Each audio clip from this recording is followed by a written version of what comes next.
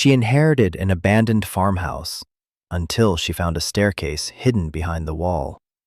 What she discovered there wasn't just a family secret, it was a choice that would redefine her entire life. If you've ever felt like your past was a closed book, I think this story will mean something to you. Stick around and maybe even hit that subscribe button because we're about to open it together.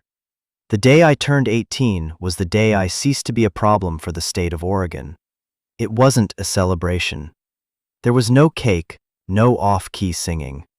There was just a cardboard box containing 2 changes of clothes, a worn copy of a book I'd read a dozen times, and a manila envelope with my name, Ilara Vance, typed on the front. I sat on a bus, the vinyl seat sticking to my jeans, and watched the gray, institutional buildings of the last group home shrink in the window. 2 years there. 4 years in the one before that. My whole life had been a series of rooms I didn't belong in, supervised by people paid to care. Now, I was officially free. It felt a lot like being untethered in a hurricane. The bus smelled of stale air and disinfectant, a scent so familiar it felt like a part of me. I stared at my reflection in the grimy glass. A pale face, dark eyes that looked older than 18, and a tension in my jaw that never seemed to go away. Freedom was supposed to feel light. I just felt empty. The manila envelope was the state's parting gift. Inside was my birth certificate, my social security card, and a final check for $217. Enough for a bus ticket to nowhere and a few meals. Beneath that was another, thicker envelope, this one made of stiff, cream-colored paper. It felt ancient. A letter from a law firm, a name I didn't recognize. It had been forwarded from one county office to another, chasing me through the system for months before finally landing in my exit file. I slid it open with my thumbnail.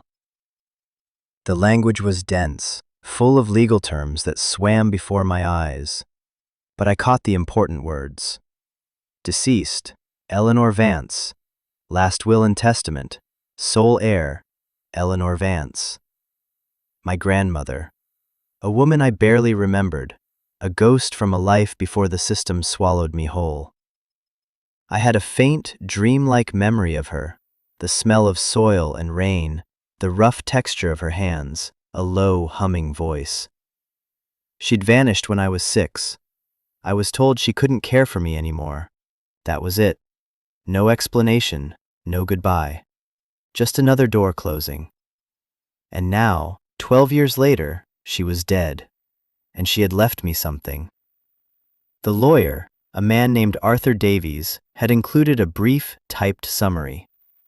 My grandmother had owned a property, a small farm, roughly 30 acres, with a house, a barn, and several outbuildings. It was located in a rural corner of the state I'd never heard of, a place called Stillwater Creek. The property was, the letter stated in cold, neutral terms, in a state of considerable disrepair. There were also, it noted, significant back taxes owed. My heart, which had given a hopeful little flutter, sank again. Of course, a broken-down house drowning in debt. It wasn't a gift, it was a burden. A final, complicated knot from a woman I never got to know. The letter ended with an offer. A development corporation, Westward Horizons, had been trying to acquire the land for some time. They were willing to purchase the property as is, settle all outstanding debts, and provide me with a check for the remaining balance. The number made me stop breathing for a second. $50,000. To me, it might as well have been $1 million. It was more money than I had ever imagined holding in my own 2 hands. It was a clean slate, a new life, an apartment, a job, a chance to be a normal person, not a former ward of the state. All I had to do was sign the papers Mr. Davies had enclosed. It was the smart thing to do, the logical thing. It was the door out of the hallway of my life. I held the pen over the signature line. My hand was shaking. Why was I hesitating? This was everything I was supposed to want. Freedom, a future, a fresh start. But a strange, stubborn thought lodged itself in my mind. It was a picture of a house I couldn't remember, on land I'd never seen. It was the only thing anyone had ever left me. The only thing that was mine. Before it belonged to a corporation, before it was just a number on a check, I wanted to see it. Just once. I folded the papers, tucked them back into the envelope, and looked out the window. The city was gone, replaced by sprawling green fields and a sky the color of slate. I didn't know where I was going, not really. But for the first time, it felt like a choice. The meeting with Mr. Davies was as sterile as the letter he'd sent. His office was on the top floor of a glass building in Portland, a place that felt like a different planet from the group home. The carpet was so thick it muffled my footsteps, and the air smelled faintly of leather and lemon polish. Mr. Davies himself was a man made of quiet, neutral colors: gray suit, silver hair, pale blue eyes behind thin-rimmed glasses. He didn't smile, but his gaze wasn't unkind. He looked at me not like a case file, but like a complicated math problem he was determined to solve. He gestured for me to sit in a leather chair that was far too big for me. "Miss Vance," he said, his voice calm and even. "Thank you for coming in. I was an associate of your grandmother's. I handled her affairs for many years." An associate. The word felt so formal, so distant. "Did you know her well?" I asked, the question coming out quieter than I intended. He paused, steepling his fingers on the polished surface of his desk. "I knew her to be a woman of strong convictions. She was very private, very determined."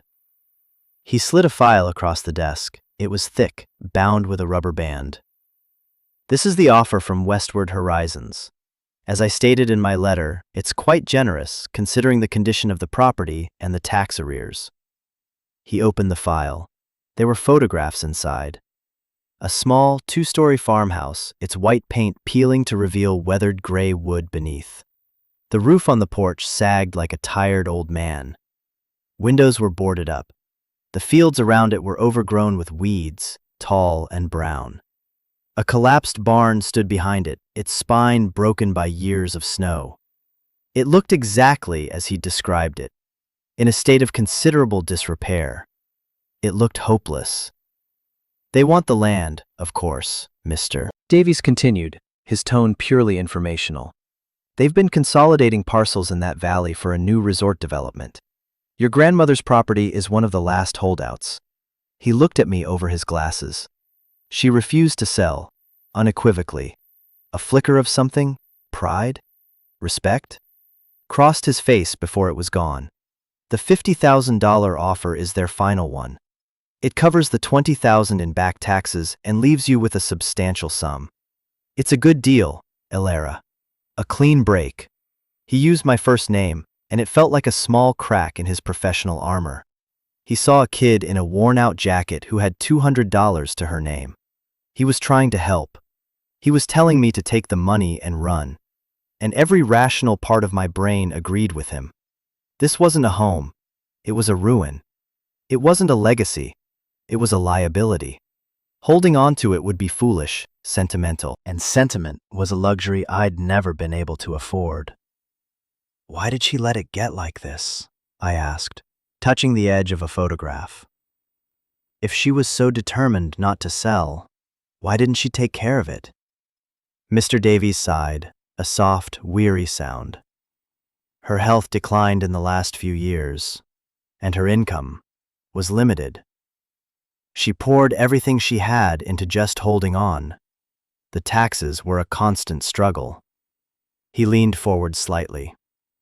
"Elara, your grandmother was a proud woman. She made choices. Some of those choices had difficult consequences. This offer is a chance to free yourself from those consequences." Free myself. It sounded so appealing. I thought about the other kids who had aged out, the ones who ended up on the streets, or in jail, or just lost. $50,000 was a wall between me and that fate. It was a foundation to build a life on. "They need my signature by the end of the month," I said, more to myself than to him. It was a statement of fact. "Yes," he confirmed. "The offer expires then. After that, The county will likely move to foreclose on the property for the unpaid taxes. Westward Horizons would then just buy it at auction, likely for much less. You would be left with nothing. An ultimatum delivered in the calmest voice I'd ever heard. The system had me in a box again, just a different kind. Sign here or lose everything. The walls were closing in. I want to see it first, I said, the words surprising me as much as they seemed to surprise him. He raised an eyebrow. I wouldn't advise it. It's remote, and frankly, there's not much to see that isn't in these photos. It could be disheartening. Disheartening. I'd lived my life in disheartening rooms. One more wouldn't break me. I have to, I said, and this time my voice was firm. Before I sign anything, I need to stand there. I need to see it with my own eyes. For a long moment, he just studied me. I felt like he was looking past the worn-out clothes and the defensive posture, trying to see what was underneath. Maybe he saw a flicker of the determined woman he used to know. Very well, he said finally, a note of resignation in his voice. He wrote down an address on a small card and slid it across the desk. It's a long bus ride to a town called Oakhaven. From there, it's another 10 miles. There's no local transit. You'll have to hire a car. He paused. The house has no power, no running water. You understand that? I understand, I said, taking the card. It felt heavy in my hand, like a key. He stood up, signaling the end of our meeting. Call me when you've made your decision, he said. As I walked out of the silent, air-conditioned office and back into the noise of the city, I felt a strange sense of purpose. Everyone was telling me to let go of the past, but for the first time, I felt like I had to walk right into it. I had to go to Stillwater Creek. I had to understand the choice my grandmother had made, even if it was the last thing I did before making my own. The journey to Oakhaven felt like traveling backward in time. The 4-lane highway gave way to a 2-lane road, which eventually narrowed into a winding country lane flanked by ancient fir trees. The bus wheezed its way up into the foothills of the Cascades, the air growing cooler, smelling of damp earth and pine. I was the only passenger left when we finally pulled into the town. Oakhaven wasn't much more than a wide spot in the road, a gas station, a general store with a faded Coca-Cola sign, a small diner, and a handful of houses. A single stoplight blinked yellow over and over, as if it couldn't be bothered to turn red. It was quiet, the kind of deep, profound quiet that makes you aware of your own breathing. I found the number for a local taxi service, a man named George, according to the woman at the general store, and called from a payphone that still worked. While I waited, I bought a bottle of water and a bag of trail mix. The woman behind the counter, her hair a nest of gray curls, watched me with open curiosity. "You're not from around here," she said. It wasn't a question. "No," I said, "just visiting." "Not much to visit, unless you're here for the fishing." She squinted at me. "You look like one of Eleanor's." My breath caught in my throat. "You knew Eleanor Vance?" "Knew her, of course. Bought her groceries here for 30 years. Stubborn as a mule, that one. Sad to hear she passed." She leaned on the counter. "You her granddaughter? The one they took away." The one they took away. The words hung in the air, blunt and heavy. "I guess so," I mumbled. She just nodded slowly, her expression softening.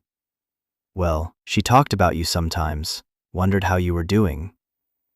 A rusty sedan that might have been blue once upon a time rattled to a stop outside. The driver, a man with a weathered face and a baseball cap, honked once. "That'll be George," the woman said. "He'll get you where you're going." As I left, she called after me.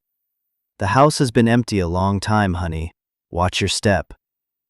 George didn't talk much, which was a relief. I gave him the address Mr. Davies had written down, and he just grunted, turning the car onto an even smaller road marked with a wooden sign that read, Stillwater Creek Road. The pavement soon turned to gravel. We drove for miles, deeper into the woods. The trees crowded in, their branches forming a canopy that blocked out the already weak afternoon light. We passed a few mailboxes, long driveways disappearing into the trees, but mostly there was just wilderness.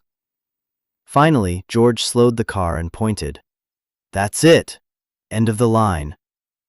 Through a break in the trees, I saw it. The farmhouse. It was just as the pictures had shown, only more so. The photos hadn't captured the sheer loneliness of the place. They hadn't captured the way the silence pressed in, broken only by the cawing of a distant crow. They hadn't captured the smell of wet leaves, decaying wood, and time itself. The house stood on a small rise, overlooking a valley choked with fog. It wasn't just in disrepair, it felt wounded, like it was mourning. I paid George, and he hesitated before driving away. "You got a phone? Cell service is spotty out here." I showed him my cheap pay-as-you-go phone. It had no signal. "Right," he said, not looking surprised. "Well, you need a ride back to town. You'll have to walk to the ridge up there till you get a bar." He pointed up the road. "Good luck." Then he was gone, the sound of his rattling car fading until there was only the immense, humming silence. I was alone. Truly alone. I walked up the overgrown path to the front porch. The wooden steps groaned under my weight. A key had been left for me by the lawyer, hidden under a loose stone. It was old and iron, heavy in my palm. The lock was stiff, and I had to put my whole body into turning it. The door swung inward with a long, deep groan, opening into darkness. The air that rolled out was cold and musty, thick with the dust of years. It smelled of mice and damp plaster and something else, something faint and floral, like dried lavender. I took a step inside, my heart pounding a slow, heavy rhythm against my ribs. The door swung shut behind me, plunging me into near-total darkness. For a moment, blind and disoriented, panic seized me. This was a mistake. I should have taken the money. But then my eyes began to adjust. Faint gray light filtered through the grimy windows, revealing the shapes of furniture draped in white sheets, like a room full of ghosts. I pulled out a small flashlight from my bag, its beam cutting a sharp white circle in the gloom. I was standing in a living room.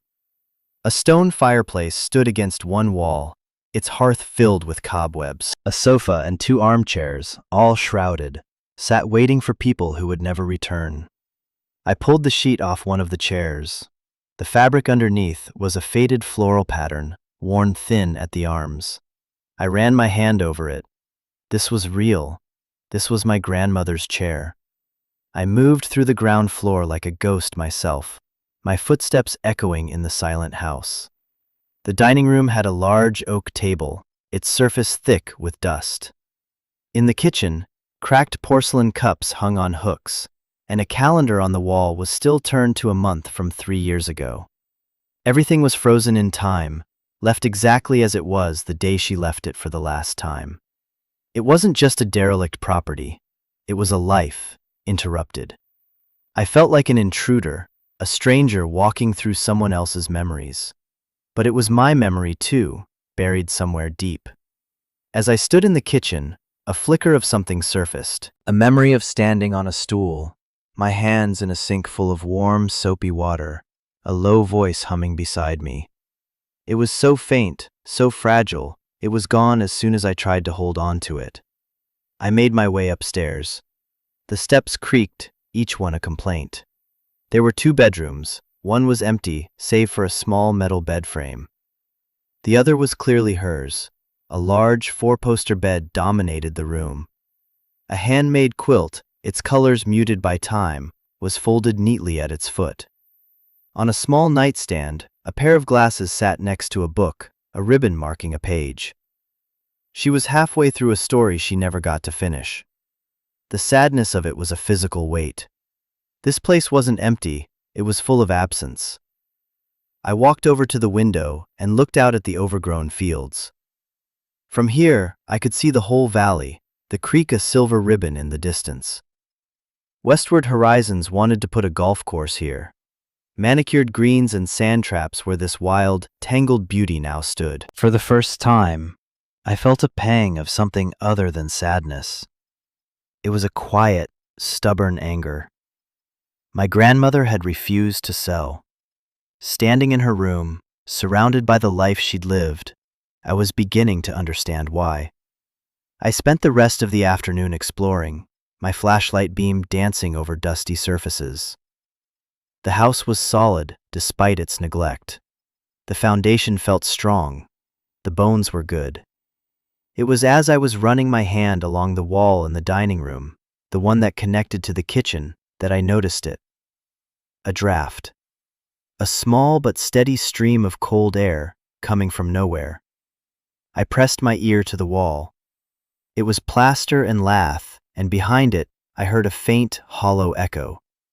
The wallpaper, a pattern of faded roses, was peeling near the floor. I knelt down, pulling at a loose corner. It came away with a dry, ripping sound, revealing the dark, aged wood of the wall beneath. And that's when I saw it. Not a seam, not a crack.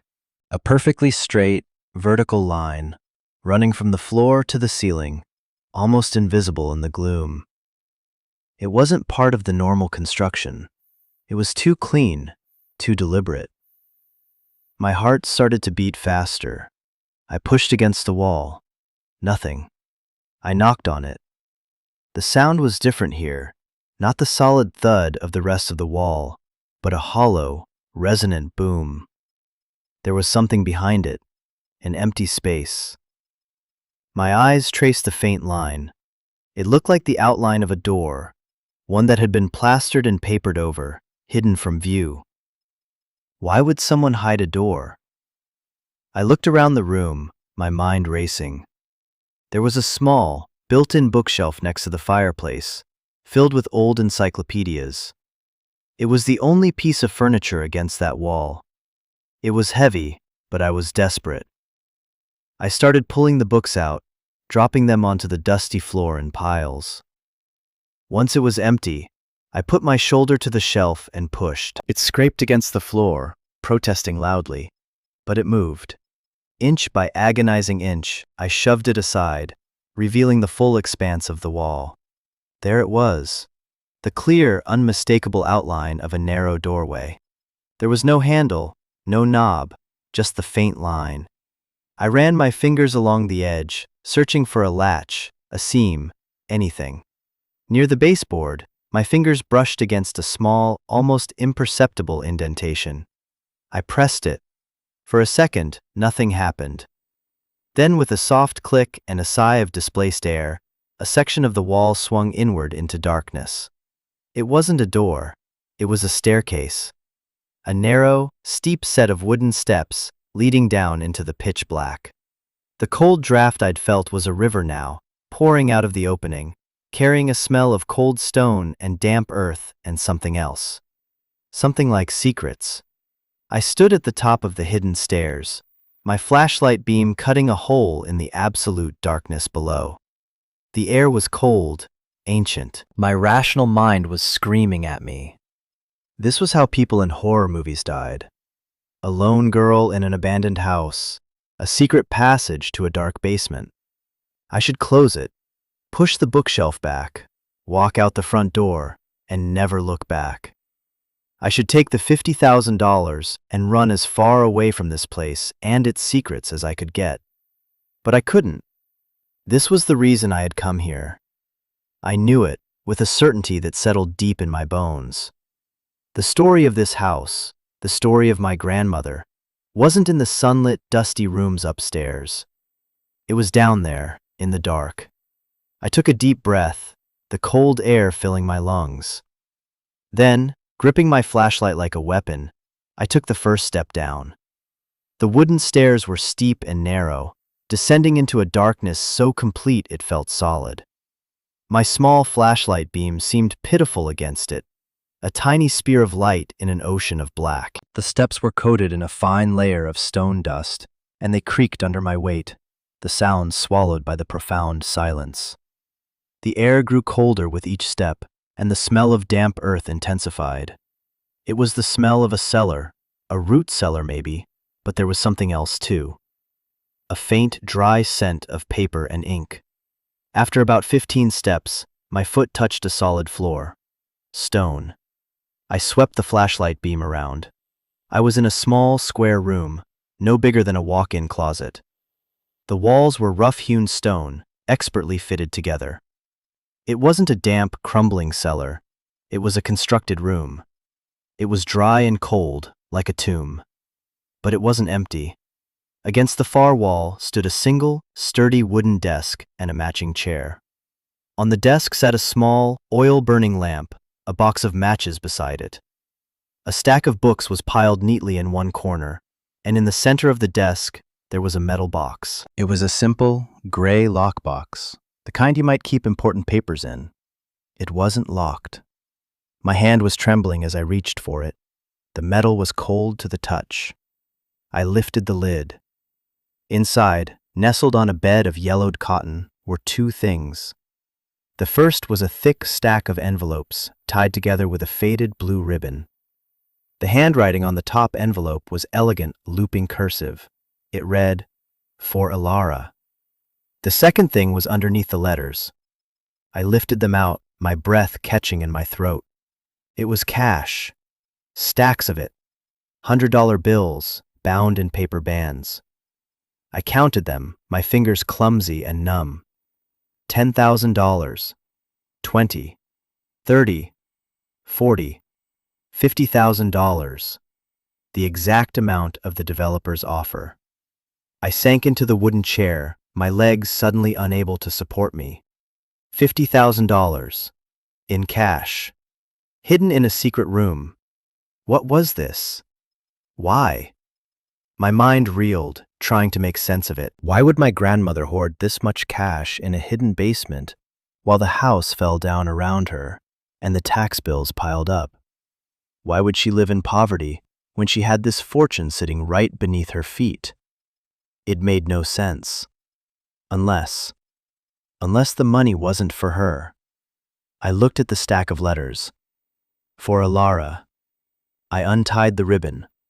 The paper of the top letter was brittle with age. I carefully unfolded it. The date at the top was 12 years ago, just a few weeks after I was taken away. The letter began, "My dearest Ilara." I started to read, and as I did, the voice I heard in my head was low and humming, the ghost of a memory made real. "My dearest Ilara," the letter began. "If you are reading this, it means I am gone, and you have found your way home. I hope you are well. I hope you are strong. I think of you every single day." I had to stop, my eyes blurring with tears. I wiped them away impatiently. I had to know. "There are things you must understand," the letter continued. "Things I could never tell you, for your own safety. The story you were told, that I couldn't care for you, that I gave you up, is not the truth. It is the lie I created to protect you." I read on, my heart pounding. She wrote about my grandfather, a man I'd never met. He had been a geologist. He had worked for a large mining corporation, Westward Horizons. He had discovered that the company was planning to build a resort not just on the land, but because of what was under it.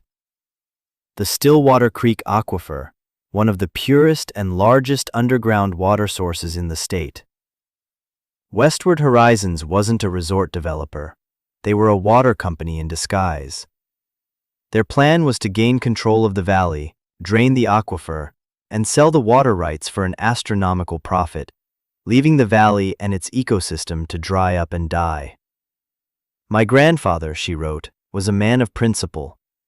He couldn't let it happen. He gathered evidence, internal memos, geological surveys, environmental impact reports they had buried. He was going to expose them. But they found out. There was an accident, a car crash on a mountain road. The police ruled it an accident. My grandmother never believed it. She knew they had killed him. And she knew they would come for her and for me to get the evidence he had collected. "So I disappeared," she wrote. "I made myself small. I let the world think I was just a crazy old woman, a recluse, holding on to a worthless piece of land out of sentiment. And I gave you up, my sweet girl. It was the hardest thing I have ever done. I broke my own heart to keep you safe. I put you into the system, where they couldn't find you, where you would be just another name on a file, anonymous and protected. I knew the system was cold and cruel, but I believed it was safer than being with me. I cried then. Not quiet tears, but deep, ragged sobs that tore through the silence of the room. I cried for the little girl who thought she'd been abandoned. I cried for the grandmother who had to sacrifice her own heart. I cried for the 12 years of loneliness that had been a lie, a terrible, necessary lie. It wasn't abandonment. It was protection. The most brutal and loving form of protection imaginable. I picked up the next letter. There were dozens of them, one for each year. She wrote about her life, the quiet passing of the seasons at the farm. She wrote about fighting off the developers, the constant letters and legal threats. She wrote about saving money, bit by bit, from selling vegetables at the market, from mending clothes for people in town. "This money," she wrote in one of the last letters, "is your choice, Alara. It is $50,000. It is the price they are offering for our home, for your grandfather's legacy. You can take this money and build a new life, far away from here. No one would blame you. You deserve a life of peace. That is one path. Or," the letter continued, "you can use it to fight. You can pay the back taxes. You can hire a real lawyer, not just the one the state provides. You can fix the roof. You can make this house a home again. You can stand your ground, as I did, as your grandfather did. That is the other path. It will be hard. They will try to crush you. But you are not alone. You have his blood in your veins, and you have my love, and you have the truth." At the bottom of the box, beneath the cash, was another, smaller file. It was my grandfather's evidence. The geological maps showing the aquifer. The photocopied internal memos with damning signatures. The buried environmental reports. It was all there. She had kept it safe for almost 20 years. This hidden room wasn't a cellar. It was an archive, a war room. And the inheritance wasn't the broken-down house. It was this choice. Take the money and run, or stay and fight. My entire life I had been a passive object, moved from one place to another by forces beyond my control. For the first time, I had agency. I had a choice that mattered. The weight of it was terrifying and exhilarating. I sat there for hours in the cold, silent dark, the flashlight beam growing dimmer, reading my grandmother's words, feeling the years of my life being rewritten. The narrative of abandonment and neglect I had carried for so long dissolved, replaced by a story of fierce, secret love and incredible sacrifice. The anger I had felt upstairs returned, but now it was clear and sharp, a burning flame in my chest. They hadn't just taken my grandfather. They hadn't just tried to steal my home. They had stolen my childhood. They had stolen my grandmother. They had left me to grow up believing I was worthless, unwanted. The $50,000 from Westward Horizons wasn't an offer. It was an insult. It was the price of my silence. And it wasn't for sale. I have to stop for a second here, because maybe this is hitting you in a certain way. Maybe you've also had a moment where the story you were told about your own life turned out to be a lie. When you found out that something you thought was a weakness was actually a source of strength, or that a person you thought had abandoned you was actually protecting you in a way you couldn't understand at the time. It's a moment that splits your life into a before and an after. The ground shifts beneath your feet, and you're not the same person you were a day earlier. For me, sitting in that cold, dark room, that's what was happening. Everything I thought I knew about myself, about my family, was being rebuilt from the ground up. And it led to a choice that felt impossible. Have you ever faced a choice like that? One where the easy path is right there in front of you, looking safe and sensible. And the hard path is full of uncertainty and risk, but it's the one that feels true to who you are or who you want to become. The world will almost always tell you to take the easy path, to take the money, to avoid the fight, to let it go. And maybe sometimes that's the right thing to do. But sitting there, with my grandmother's letters in my lap, I knew that for me, the easy path would be a betrayal of her, of my grandfather, and of the person I was just starting to realize I could be. If you've ever had to make a choice like that, I'd be honored if you shared something about it in the comments. You don't have to give details, but just knowing you've been at a similar crossroads, it helps. It makes the world feel a little less lonely. Thank you for being here, for listening this far. Now, let's get back to the story. The flashlight was dying, its beam a sickly yellow. I used the matches to light the old oil lamp on the desk. A warm, flickering glow filled the small stone room, pushing the shadows back. The flame danced, and for a moment, I felt less alone. It felt like she was there with me. I spent what felt like hours more down there, organizing the file my grandfather had compiled. The evidence was damning. It was methodical, clear, and devastating. He had been so careful. My grandmother had been so brave to protect it all these years. This wasn't just a fight for a piece of land anymore. It was a fight for justice. It was a fight for the truth. When I finally climbed the stairs back into the dining room, the gray light of dawn was filtering through the dirty windows. A whole night had passed. I hadn't slept. I hadn't even felt tired. I was running on something else, something I hadn't felt in a long, long time. Hope and rage. I pushed the heavy bookshelf back into place, hiding the entrance to the secret room. It was my secret now, my war room.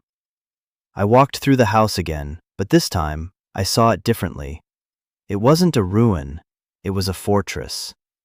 The sagging porch wasn't a sign of decay, it was a testament to endurance. The peeling paint was a battle scar.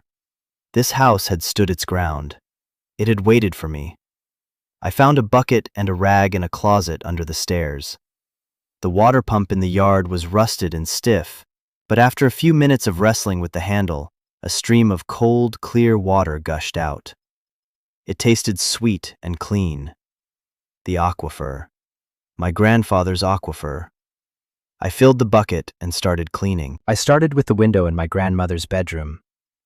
I scrubbed away the years of grime, and as the clear glass emerged, bright morning light flooded the room for the first time in years.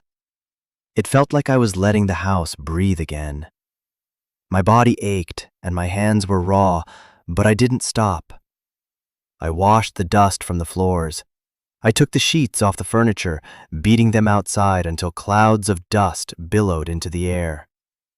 I found a broom and swept away the cobwebs. I was claiming the space. I was making it mine. I was no longer an intruder. I was home. Late in the afternoon, exhausted and covered in grime, I made my decision. I took out my cheap cell phone and started walking up the gravel road, just as the taxi driver, George, had told me to. I walked for almost a mile, up a steep incline, until I reached a ridge that overlooked the valley. My phone, which had been a useless brick all day, suddenly chimed. 1 bar of signal. It was enough. I found the card Mr. Davies had given me. My finger hovered over the call button. This was it, the point of no return. I could still turn back. I could walk down the hill, pack my bag, call George for a ride, and go back to Portland. I could tell Mr. Davies I would sign the papers. I could take the $50,000 from my grandmother's secret stash and disappear. Add it to the developer's $50,000, $100,000, a whole new life. No one would ever have to know. But I would know. I would know that I had run. I would know that I had let them win. I pressed the call button. The phone rang twice, and then his calm, professional voice answered. Arthur Davies? Mr. Davies, I said, my voice steadier than I expected. It's Ilara Vance. Ilara, I was wondering when I might hear from you. Have you had a chance to consider the offer? I have, I said. I took a deep breath, the cold mountain air sharp in my lungs. I'm not selling. There was a long silence on the other end of the line. I could almost hear him processing the information, recalibrating his assessment of me. I see, he said finally, his voice carefully neutral. May I ask why? I thought we agreed it was the most sensible option. Things have changed, I said. I found some things here, in the house. Letters from my grandmother, and other documents. About my grandfather. About westward horizons. Another pause, this one even longer. When he spoke again, the professional veil was gone. His voice was lower, more serious. Ilara, what exactly did you find?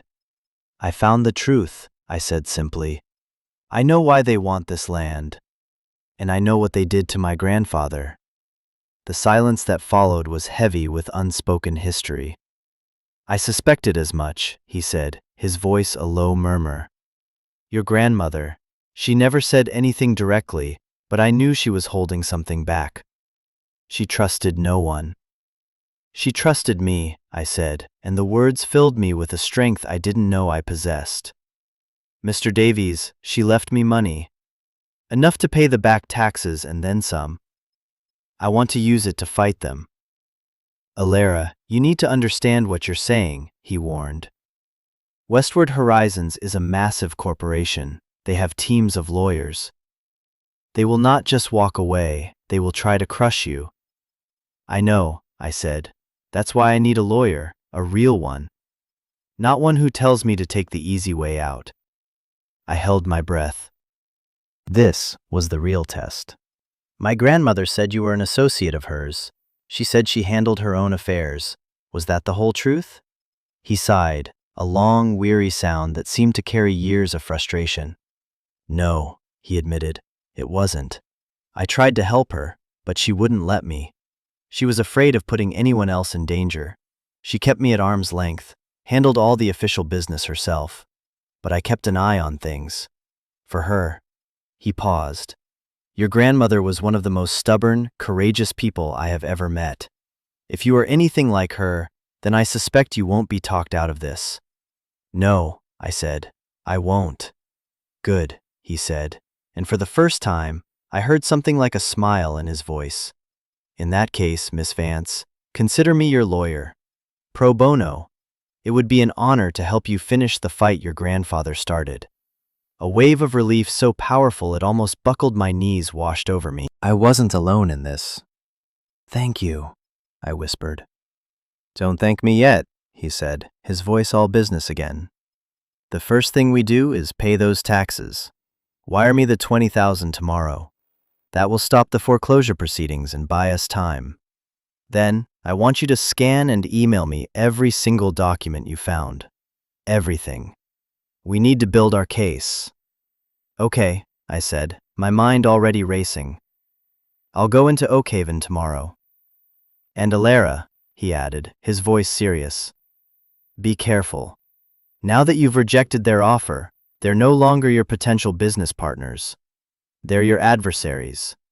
Don't talk to anyone who comes to the property. Don't sign anything. Call me immediately if anyone approaches you. Do you understand? I understand, I said. I ended the call and stood on the ridge for a long time, watching the sun begin to set, painting the clouds in shades of orange and purple. The valley below was sinking into shadow. But the farmhouse, my farmhouse, caught the last rays of light, its windows gleaming like eyes. It looked like it was waking up. The fight had begun, and for the first time in my life, I wasn't running from my past. I was standing my ground, ready to defend it. The next few days were a blur of purposeful action. I walked into Oakhaven, a journey that took over 2 hours but felt energizing. The air was clean, and the world felt new. In town, I felt the curious eyes of the locals on me. I was no longer just a transient visitor. I was Eleanor's granddaughter. I was the girl who had come back. At the general store, the woman with the gray curls, whose name I learned was Martha, watched me as I used the payphone to arrange the wire transfer with Mr. Davies. When I was done, she pushed a cup of coffee across the counter.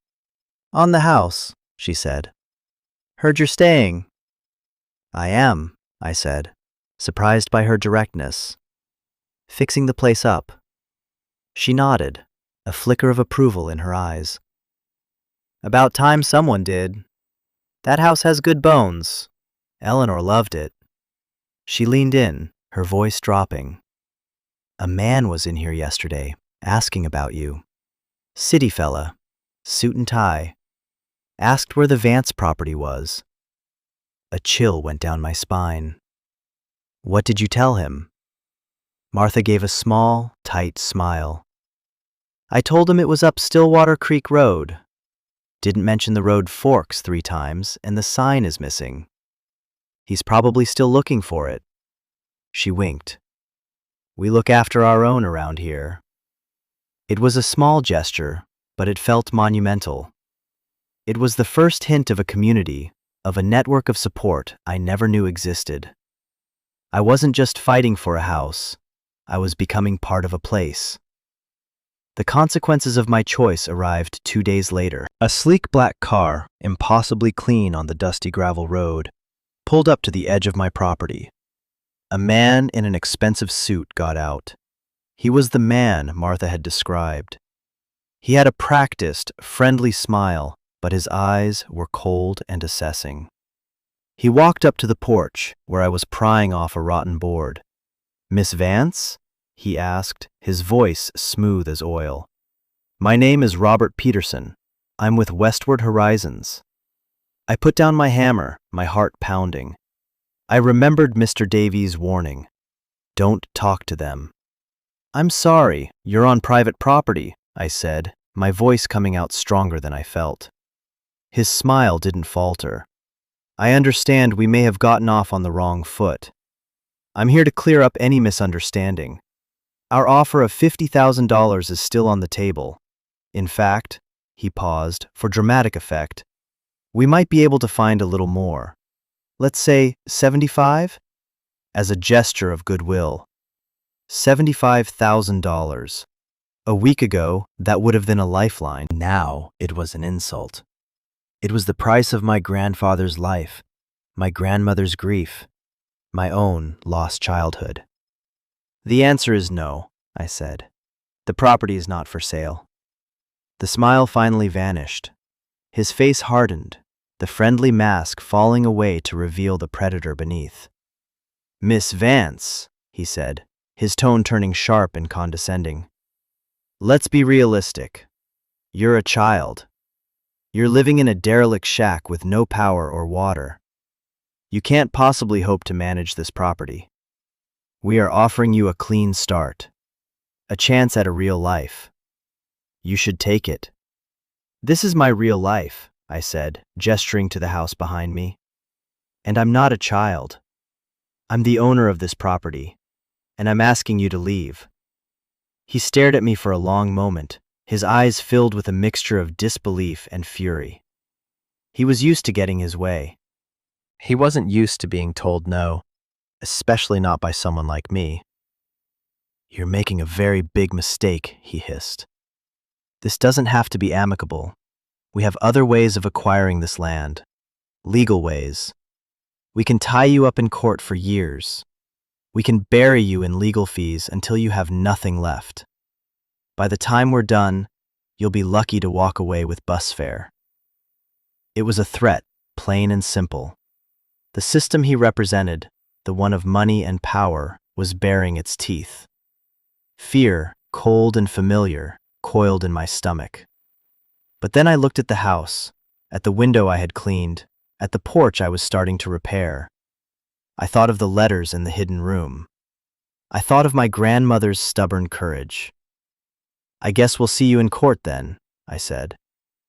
He glared at me one last time, then turned on his heel, got back in his shiny car, and sped away, kicking up a cloud of dust that settled over everything. I stood there, my hands shaking, the hammer heavy in my grip. The first shot had been fired. The war had begun.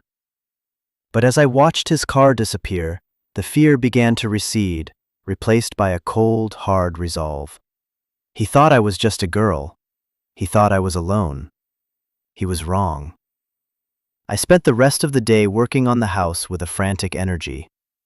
Every nail I hammered, every board I replaced, felt like an act of defiance.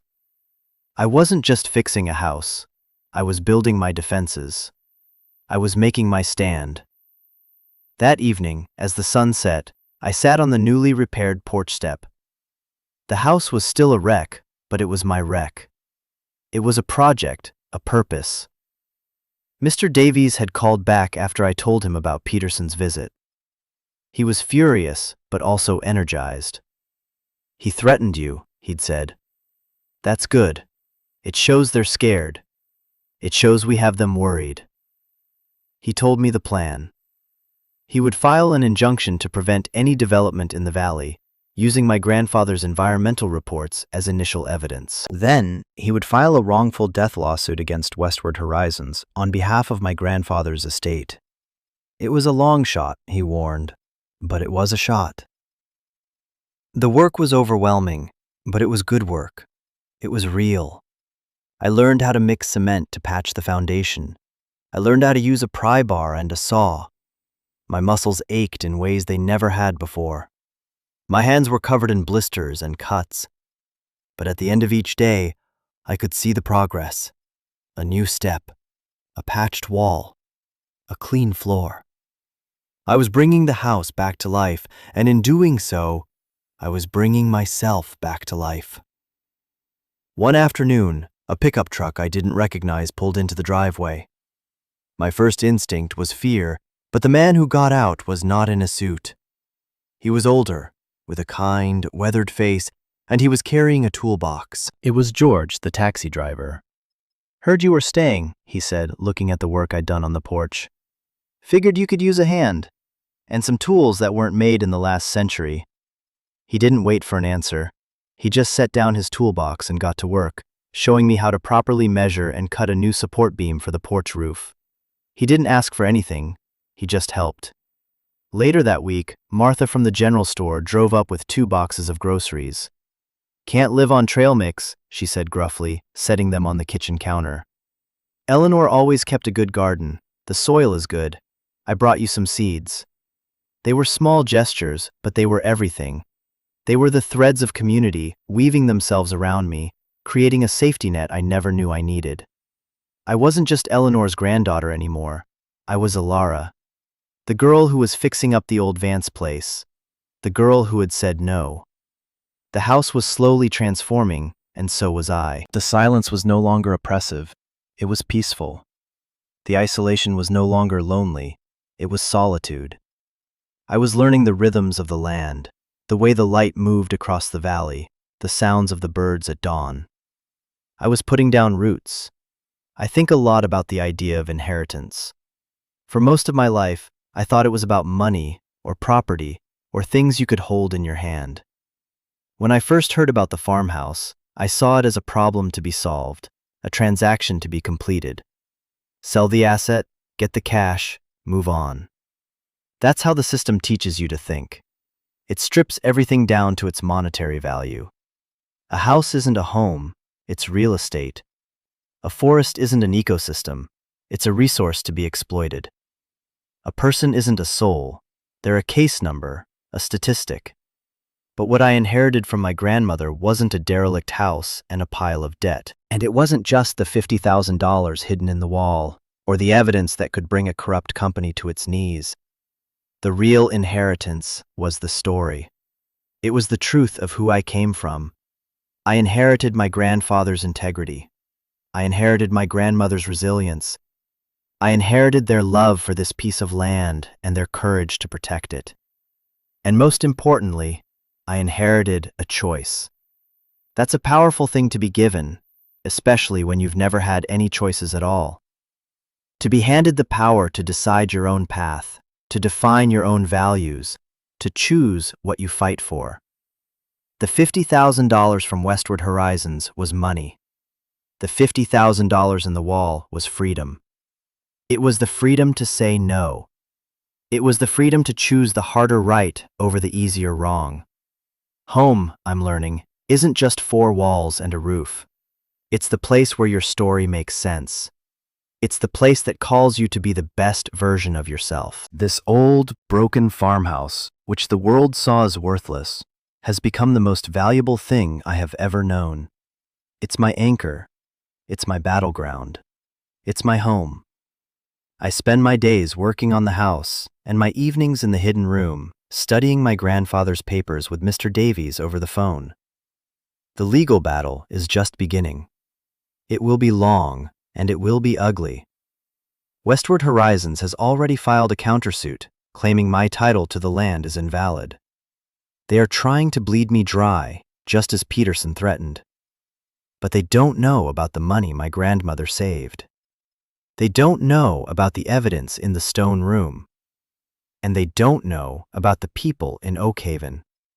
They don't know that George comes by twice a week to help me with the roof, or that Martha drops off food and news from town, or that the farmer down the road, Mr. Henderson, tilled a patch of my field for me and helped me plant the seeds Martha brought. They see a lone girl on a worthless property. They don't see the roots that are growing deep into the soil of this valley. They don't see the community that is quietly, stubbornly closing ranks around one of its own. They underestimated my grandmother for 30 years. Now they are underestimating me, and that is going to be their downfall. I'm not the same person who stepped off that bus a few weeks ago. That person was lost, alone, and defined by what had been done to her. She was waiting for her life to start. But life doesn't just start. You have to build it. Board by board, nail by nail. You have to choose it. You have to fight for it. I don't know if we'll win. I don't know if we'll be able to save the aquifer or get justice for my grandfather. There are no guarantees. But for the first time in my life, that doesn't scare me. Because winning isn't the only thing that matters. What matters is the fight itself. What matters is standing for something. What matters is honoring the sacrifices of those who came before you. What matters is taking the inheritance you are given, the story, the legacy, the choice, and making it your own. The house breathes with me now. In the mornings, when the sun streams through the clean windows of my grandmother's room, I can feel its old bones warming up. In the evenings, when the cool air settles in the valley, I can hear it settling, groaning softly like a sleeper shifting in a comfortable bed. It's no longer a place of ghosts and absences. It's a place of presence, my presence. The work is slow. There are days when a new leak appears, or I discover more rot in a floorboard, and the sheer scale of the task feels overwhelming. There are moments of doubt, of fear. The letters from Westward Horizons lawyers keep coming, each one more threatening than the last. They are a constant, cold reminder of the giant I am trying to face. But then I go down the hidden stairs. I light the oil lamp, and I sit at the desk where my grandmother wrote her letters, where my grandfather organized his evidence. The stone walls are a shield against the noise of the world. Down here, there is only the truth. There is only the mission. I read my grandfather's words, and I feel his quiet determination. I read my grandmother's words, and I feel her fierce, unwavering love. And I am reminded of why I am here. I am not just fighting a corporation. I am reclaiming a history. I am finishing a story. The $50,000 my grandmother saved is now in a bank account that Mr. Davies helped me open. We use it carefully, strategically. Some went to the taxes, some goes to building materials. The rest is our war chest, reserved for the legal fight ahead. Mr. Davies is a brilliant strategist. He's filed motions that have forced Westward Horizons to produce documents they thought were long buried. Every time they try to dismiss our case, He counters with another piece of my grandfather's meticulous research. We are a thorn in their side, a problem that won't go away. The people of Oakhaven have become my silent partners. No one ever talks about the lawsuit directly, but sometimes I find a basket of fresh eggs on my porch, or a new saw blade tucked into my toolbox. George has taught me how to fix the old tractor I found in the barn, and we've started to clear one of the fields. He says the soil is good for potatoes. Martha has been spreading my story, quietly, to other longtime residents of the valley. People whose families have lived here for generations, people who have also been pressured by westward horizons. A few of them have started talking to Mr. Davies, sharing their own stories of intimidation and suspect land deals. We are building a coalition, a community of resistance, united by a shared love for this place. One evening, I found an old photo album I had overlooked. It was filled with pictures of my grandmother and grandfather when they were young. There they were, smiling, standing on the porch of this very house, the paint fresh and white. There they were, holding a baby, me, in my grandfather's arms. I had never seen a picture of him before. I had his eyes. Looking at that photo, I finally understood. This wasn't just their fight. It was mine. It had been mine all along. My life didn't begin the day I turned 18. It began here, in this house, in this valley. I was just finding my way back home. The future is uncertain. The fight will be long. But for the first time, I am not afraid of the future. Because I am not just living for myself anymore. I am a custodian of a legacy. I am a link in a chain. I am my grandmother's courage, my grandfather's integrity, and my own newfound strength. This house is more than a home. It's a promise. A promise to them, and a promise to myself. A promise to never forget where I come from, and to always fight for what is right. And that is an inheritance worth more than all the money in the world. This journey started with me inheriting a house, but it ended with me inheriting a purpose. It taught me that sometimes, the things that look broken are just waiting for the right person to see their strength, and that the most important foundations are not made of stone, but of truth, love, and the courage to make a choice. Thank you for walking this path with me. If this story resonated with you, if you believe in second chances and fighting for what you believe in, please consider subscribing. This is a community for people who know that life's greatest treasures are rarely the ones that glitter. And I want you to know, I read every comment. Your stories, your encouragement, they matter. They are part of this, too. So please, share your thoughts. What did this story teach you about the meaning of home? You are not alone in your struggles or your hopes. And together, we can remind each other that even after the longest night, the sun will always rise.